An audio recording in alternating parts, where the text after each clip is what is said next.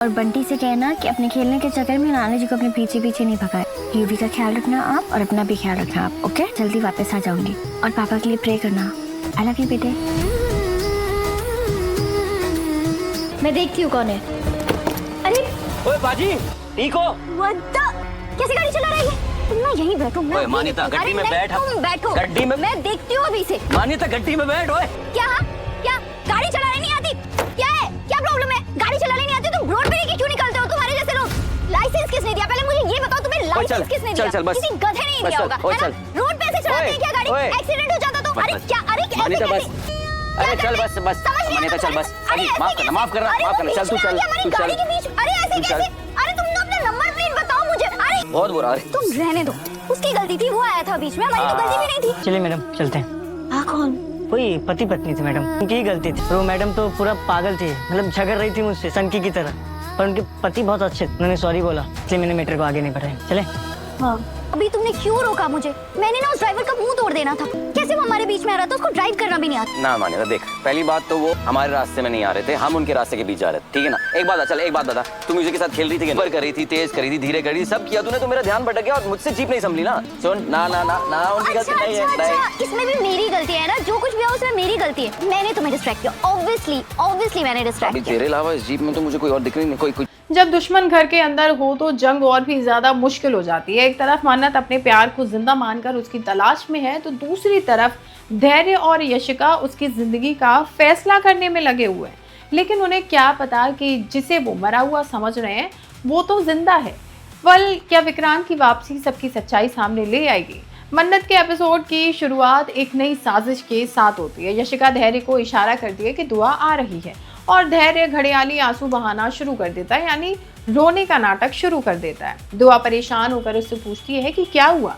यशिका कहती है कि लोग सोशल मीडिया पर दुआ और मन्नत के बारे में भला बुरा कह रहे हैं और ये धैर्य को दुख पहुंचा रहा है। धैर्य नाटक करते हुए कहता है कि वो अपनी बेटी के खिलाफ इतनी नफरत नहीं देख सकता। दुआ उससे समझाती है कि लोग सच नहीं जानते और उनकी बातों को दिल पर नहीं लेना चाहिए। लेकिन यशिका और धैर्य की असली प्लानिंग तो कुछ और ही होती है। वो दुआ को समझाते हैं कि क्योंकि किसी ने मन्नत और विक्रांत की शादी देखी नहीं है और विक्रांत लापता है, लोग उनके रिश्तों पर सवाल उठाते रहेंगे। यशिका कहती है कि मन्नत सच स्वीकार नहीं कर रही है कि विक्रांत अब जिंदा नहीं है। फिर वो अपनी चाल चलती है और कहती है कि अगर धैर्य मन्नत से शादी कर ले तो सबकी जुबान बंद हो जाएगी। धैर्य नाटक करता है कि वो ऐसा नहीं कर सकता, लेकिन उसके दिल में भी कुछ और ही चल रहा होता है। वही यशिका दुआ को भड़काती है कि अगर वो अपनी माँ की खुशी चाहती है तो उसे धैर्य और मन्नत की शादी करवा लेनी चाहिए। इसी बीच मल्लिका आकर धैर्य को बड़ा झटका देती है। वो बताती है कि मन्नत को विक्रांत के बारे में एक सुराग मिला है और वो उसे ढूंढने निकलने वाली है।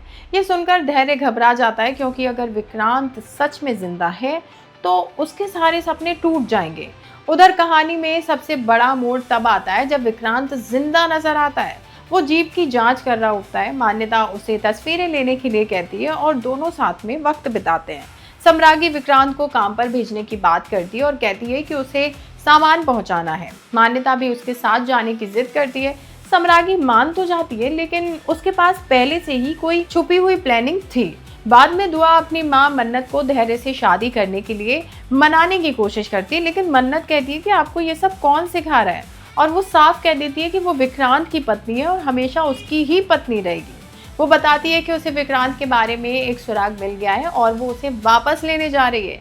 ये सुनकर दुआ बेहद खुश होती है और दोनों डांस करने लगती है। दूसरी तरफ अभिमन्यु और विभा डांस कर रहे होते हैं। अंकित विभा का मजाक उड़ाता है और उसके मोटापे पर कमेंट पास करता है। विभा दुखी हो जाती है, लेकिन अभिमन्यु उसका साथ देता है। इसी दौरान रोशनी भी अभिमन्यु के साथ डांस करने लग जाती है और मान्यता को ये बिल्कुल पसंद नहीं आता। वो गुस्से में आती है और रोशनी को सबके सामने एक जोरदार थप्पड़ मार देती है। एपिसोड के आखिरी में सवाल ये रह जाता है कि क्या विक्रांत की वापसी धैर्य की सारी साजिशों का अंत करेगी, या कहानी में और बड़ा तूफान आने वाला है? जानने के लिए चैनल के साथ जुड़े रहें।